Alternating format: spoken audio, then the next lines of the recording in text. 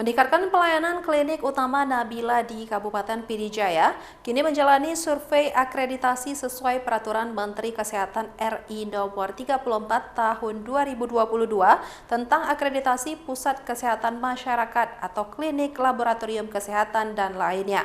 Survei akreditasi tersebut berlangsung selama 3 hari dari 25 Januari 2024 hingga 27 Januari 2024. Survei akreditasi tersebut berlangsung selama 3 hari sejak 25 Januari 2024 hingga 27 Januari 2024 di Jalan Iskandar Muda, Kecamatan Meredu, Kabupaten Pd Jaya, oleh Lembaga Penyelenggara Akreditasi, Lembaga Akreditasi Puskesmas Klinik dan Laboratorium Indonesia, dengan moto mudah dan berkualitas. Tim survei ini dipimpin oleh Dr. Arif Tirtana Putra untuk Tata Kelola Pelayanan dan Penunjang atau TKPP dan Yuliani untuk Tata Kelola Sumber Daya dan Upaya Kesehatan Masyarakat. Kegiatan survei akreditasi diselenggarakan selama 3 hari secara hybrid, yaitu melalui metode daring dan luring. Kegiatan dimulai dengan telusur dokumen, wawancara, dan terakhir telusur fasilitas.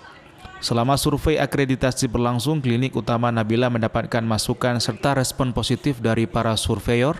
Hal ini disampaikan oleh Ketua Tim Surveyor Dr. Arif dalam Axis Conference. Semua Pak kita survei, dari manajemen, mutu sampai ke pelayanan, dan bagaimana klinik ini sesuai dengan standar yang telah ditetapkan oleh Kemenkes atau tidak. Kita sudah telusur dokumen alhamdulillah lengkap. Nah, hari ini kita melihat kelengkapan di lapangan, fasilitas dan juga kesiapan dari staf, Pak. Direktur Klinik Utama Nabila, Dr. Syarifah Nurul Afrah, mengatakan bahwa survei akreditasi diharapkan menjadi pemicu peningkatan pelayanan kepada masyarakat. Kita udah persiapkan dalam waktu singkat-singkatnya, kita coba persiapkan sebaik mungkin.